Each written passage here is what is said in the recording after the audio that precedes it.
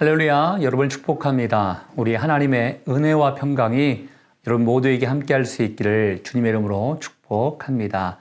오늘은 말씀을 전하기에 앞서서 한 가지 광고 말씀을 드리도록 하겠습니다.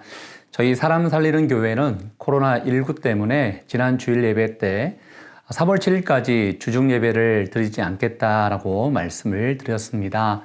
그런데 시간이 지날수록 더욱더 심각한 또 상황이 된지라 돌아오는 주일입니다. 3월 1일 주일 예배도 우리가 가정에서 영상 예배로 함께 드리게 되었습니다.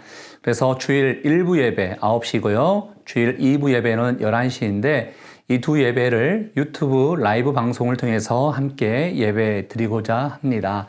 다음 세대에는 라이브 방송으로 예배 드릴 수 없기에 우리 자녀를 두신 부모님들은 우리 자녀들과 함께 가정에서 예배 드릴 수 있도록 지도해 주시기를 부탁드리겠습니다.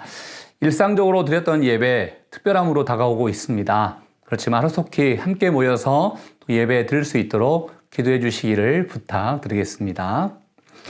말씀을 전합니다. 어제 말씀 기억하십니까? 참 포도나무 대신 예수님께서 이렇게 말씀하셨죠. 나의 안에 거하라 라고 말씀하셨습니다. 나의 안에 거하는 자가 그렇다면 열매를 맺게 될 것이고 그 열매를 통하여 우리 하나님께서 영광을 받게 될 것이고 너희가 제자가 됨을 많은 사람들에게 증명하게 될 것이다 라고 말씀하셨지요.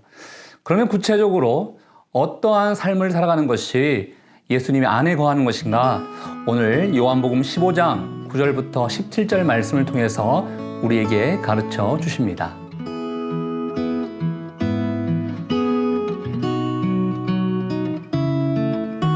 요한복음 15장 9절에서 17절 말씀. 아버지께서 나를 사랑하신 것 같이 나도 너희를 사랑하였으니 나의 사랑 안에 거하라. 내가 아버지의 계명을 지켜 그의 사랑 안에 거하는 것 같이 너희도 내 계명을 지키면 내 사랑 안에 거하리라. 내가 이것을 너희에게 이름은 내 기쁨이 너희 안에 있어 너희 기쁨을 충만하게 하려 함이라.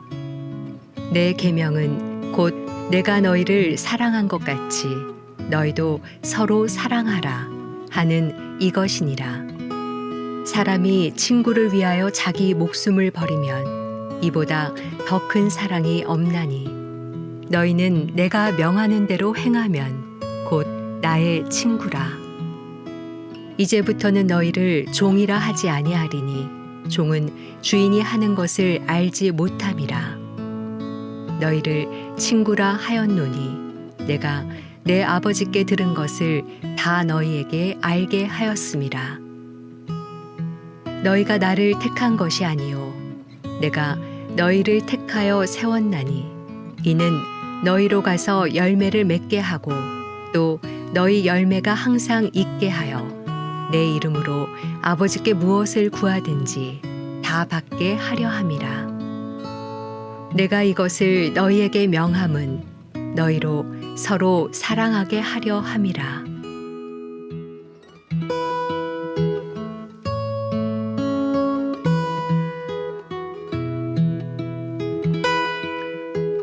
예수님 안에 왜 거해야 될까요? 예수님 안에 거해야지만이 영적 공급함을 받을 수 있기 때문에 예수님께서는 너희는 나에게 붙어 있어야 된다.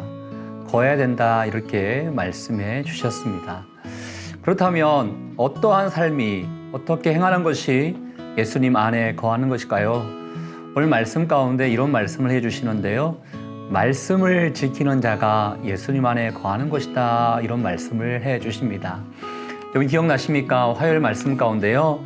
나의 계명을 지키는 자라야 나를 사랑하는 자다. 이런 말씀도 하셨지요.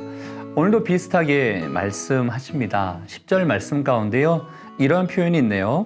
내가 아버지의 계명을 지켜 그의 사랑 안에 거하는 것 같이 너희도 내 계명을 지키면 내 사랑 안에 거하리라. 예, 예수님의 말씀, 예수님의 계명을 지키는 것이 바로 예수님 안에 거하는 것이다. 이렇게 말씀해 주고 있습니다. 예수님께서는 우리에게 수없이 많은 말씀을 해 주셨습니다. 지금도 많은 메시지를 통해서 우리에게 말씀하고 계십니다. 그런데 그 많은 말씀 가운데 오늘 중요하고 대표적인 그런 계명의 말씀을 우리에게 해 주시는데요. 그 말씀은 12절 말씀입니다. 우리 12절 말씀은 아주 중요한 말씀이기 때문에 함께 읽어 보도록 하겠습니다. 시작. 내 계명은 곧 내가 너희를 사랑한 것 같이 너희도 서로 사랑하라 하는 이것이니라.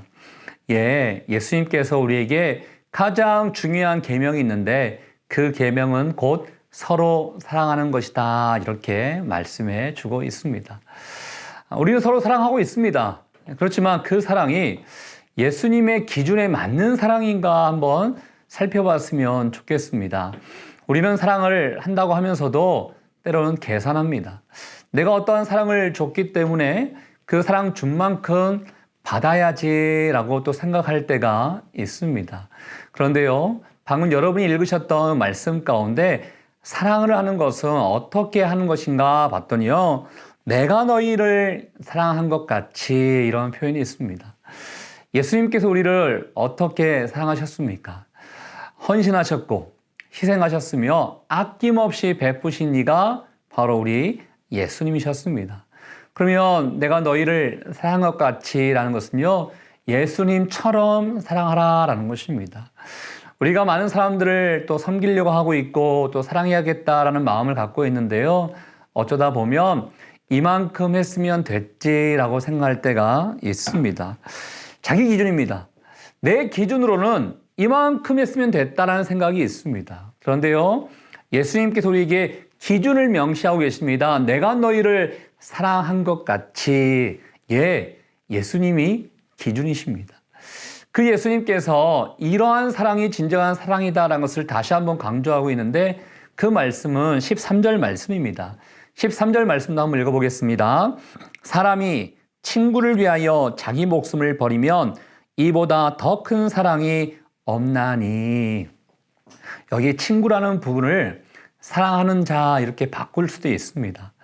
내가 사랑하는 자가 있다면, 또 한편으로는 사랑해야 될 자가 있다면 그 사람을 위해서 자기 목숨을 버릴 각오를 가지고 사랑해야 된다라고 우리에게 말씀해 주고 있습니다.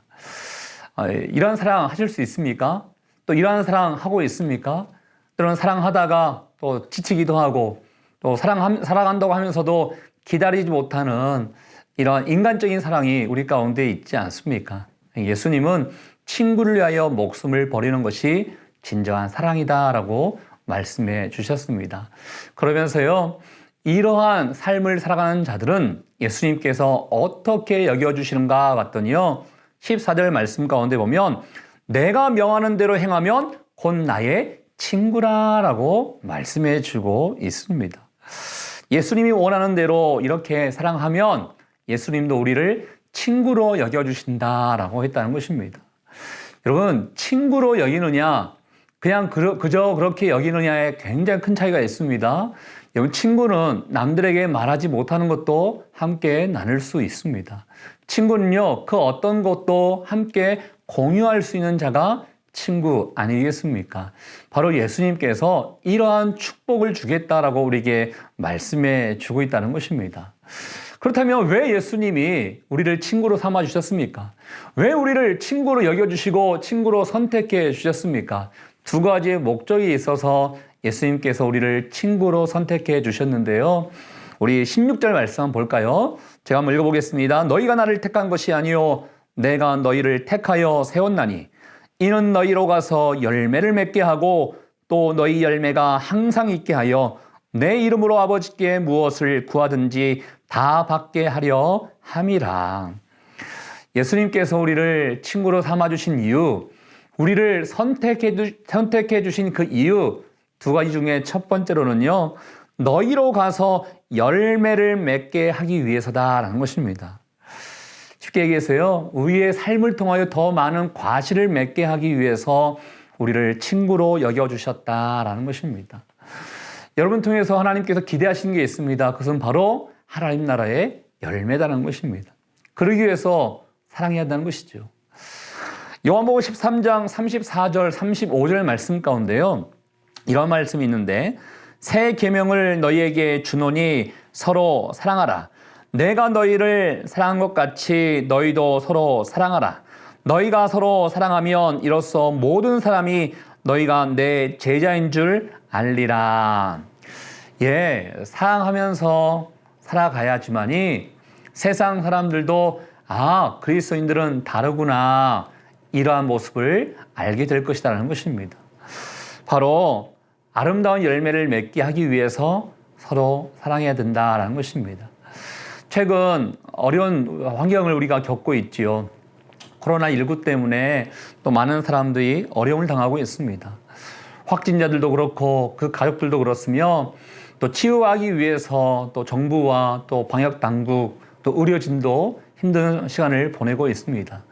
뿐만 아니라 해외 가족이 있는데 그 가족을 만나러 가야 되는데 또 가지 못해서 또 어려움을 겪고 있는 사람들도 있습니다. 어려울 때 더 많은 사람들을 필요로 합니다. 힘들 때 사랑을 해야 되는 그런 사람들이 필요합니다. 여러분 주변에 어려움을 겪고 있는 사람이 있습니까? 마음 어려운 사람들이 있습니까?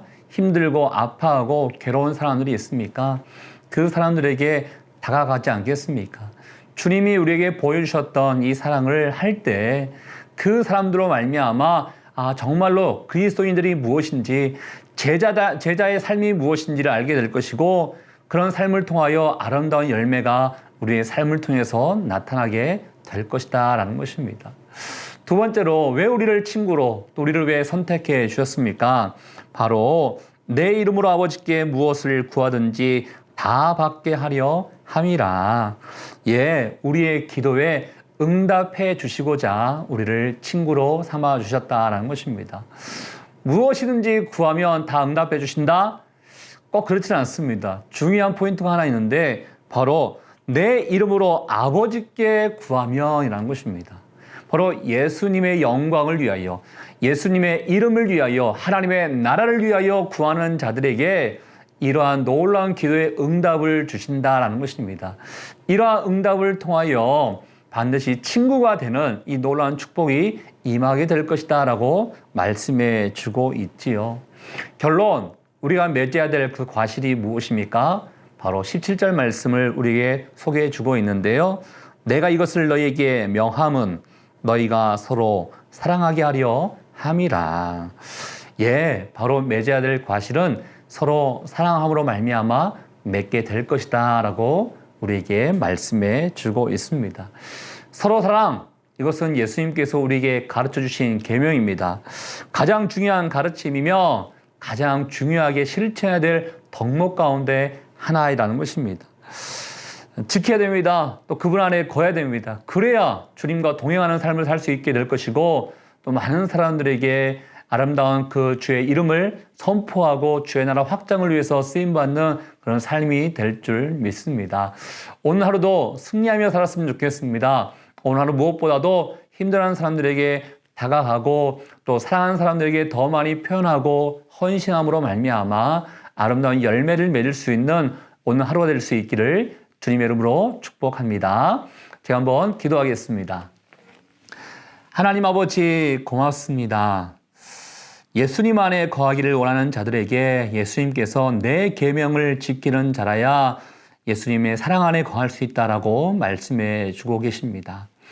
그 계명은 바로 서로 사랑하는 것이다 라고 말씀하고 계시지요. 하나님, 우리 안에 먼저 사랑이 없음을 주님 앞에 고백합니다. 주님이 우리에게 아낌없이 피 흘려 주심으로 말미암아 우리를 살리기 위하여 죽으셨던 그 사랑, 헌신하셨던 그 사랑, 아무 대가 없이 우리를 위해서 포기하셨던 그 사랑, 그 사랑을 우리가 실천할 수 있는 하루가 될 수 있기를 원합니다. 코로나19 때문에 많은 사람들이 어려움을 겪고 있습니다. 우리가 더 신경 쓰고 더 다가가야 될 그 대상이 누구인지를 우리가 생각해 보고자 합니다. 그들에게 예수 그리스도의 사랑을 전하고 예수 그리스도의 사랑에 힘입어서 더 많이 섬기는 자 될 수 있기를 원하오니 이 아름다운 열매 수 있도록 우리를 축복하여 주시옵소서. 오늘도 함께 하신 주님께 감사와 영광을 돌려드리오며 존귀하신 예수님 이름으로 기도합니다. 아멘.